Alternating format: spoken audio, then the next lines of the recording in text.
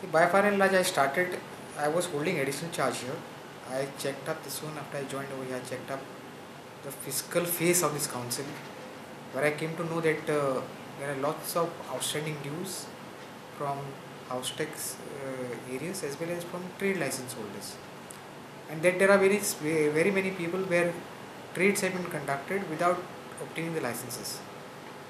So that's the reason why I gave instructions to my staff from 16th of this month to carry on with the drives.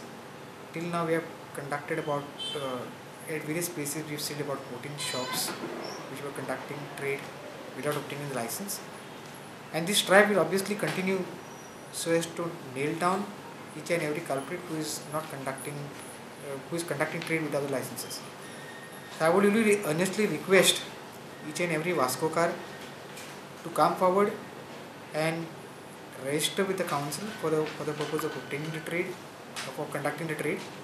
And I will also request Vasco cars to cooperate for the entire thing, because municipality is not a, you cannot take the municipality for granted, because if you are conducting a trade, you have to take the prior permission of the council as well.